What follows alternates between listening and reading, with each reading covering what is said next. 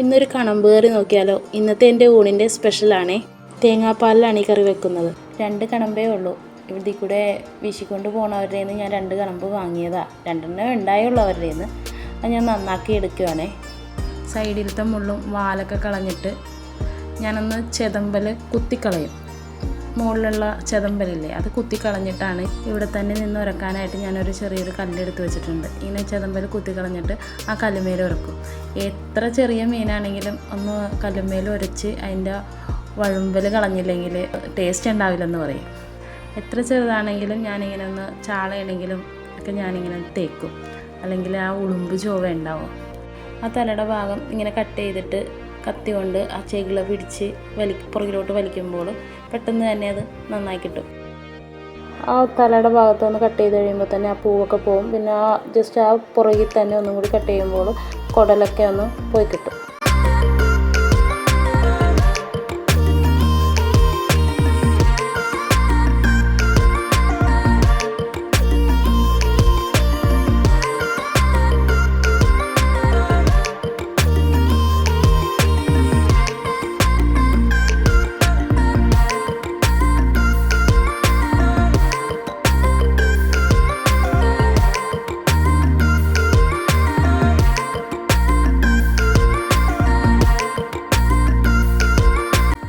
നല്ല ഫ്രഷ് പുഴമീൻ കിട്ടുമ്പോൾ ഞാനിങ്ങനെയാണ് വെക്കണത്.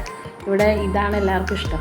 മീൻ മുറിച്ച് കഴിഞ്ഞിട്ട് അതിൻ്റെ ഉള്ളിലത്തെ കുടലൊക്കെ കളഞ്ഞാലും ഒരു കറുത്തൊരു പാടുണ്ടാവും. അതും കൂടി ഒന്ന് കളഞ്ഞ് ശരിയാക്കി എടുക്കണം.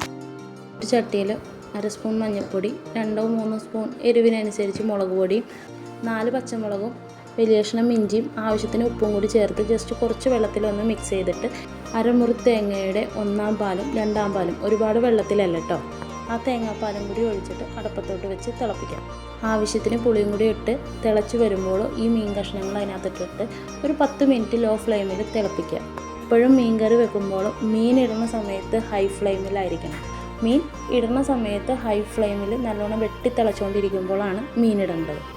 കറി ആകുമ്പോഴേക്കാളും ഞാൻ സിങ്കൊക്കെ തുടക്കും. എൻ്റെ മീൻ നന്നാക്കി കഴിഞ്ഞ് കഴിഞ്ഞാൽ അപ്പോൾ തന്നെ അതൊക്കെ തുടച്ച് അത് സിങ്കും സ്ലാബും എല്ലാം തുടച്ച് എന്തെങ്കിലും ലിക്വിഡ് ഉപയോഗിച്ചോ എന്തെങ്കിലും ഷാമ്പു ഉപയോഗിച്ചോ ആ സ്മെല്ലൊന്നും ഇല്ലാണ്ടിരിക്കാൻ വേണ്ടി ഞാനതങ്ങനെ ക്ലീൻ ചെയ്യുവേ.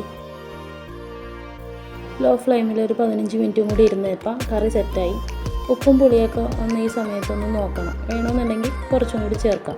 ചെറിയൊരു ചീനച്ചട്ടിയിൽ കുറച്ച് വെളിച്ചെണ്ണ ഒഴിച്ചിട്ട് ഉള്ളിയും വേപ്പിലയും കൂടി ഒന്ന് മൂപ്പിച്ചിടണം. ഇതിന് വറവിടാനായിട്ടാണ്. മൂപ്പിച്ച് അതിനകത്തേക്ക് ഇടാം. നല്ലോണം ഒന്ന് മൂക്കണം. ആ ഉള്ളിയുടെയൊക്കെ ചൊവ്വ ഒന്ന് ഇറങ്ങണം. ഇതാണ് ഇന്ന് എൻ്റെ ഉച്ചക്കലത്തെ ഊണിൻ്റെ കറി. ഇന്നത്തെ ഊണ് വിളമ്പിയാലോ. ചൂട് ചോറ് വിളമ്പുവാണേ. പാവക്ക വാട്ടിയതും മാങ്ങ അച്ചാറും കൂടി വിളമ്പുവാണേ. തേങ്ങാപ്പാലിൽ പുളിയിട്ട് പറ്റിച്ചെടുത്ത ഈ കണമ്പ് കറിയാണ് ഇന്നത്തെ എൻ്റെ സ്പെഷ്യൽ. ഇന്നത്തെ എൻ്റെ ഈ ഊണിൻ്റെ കണമ്പ് കറി എല്ലാവർക്കും ഇഷ്ടമെന്ന് വിചാരിക്കുന്നു. എൻ്റെ ചാനൽ സബ്സ്ക്രൈബ് ചെയ്യാത്തവർ ഒന്ന് സബ്സ്ക്രൈബ് ചെയ്യണേ.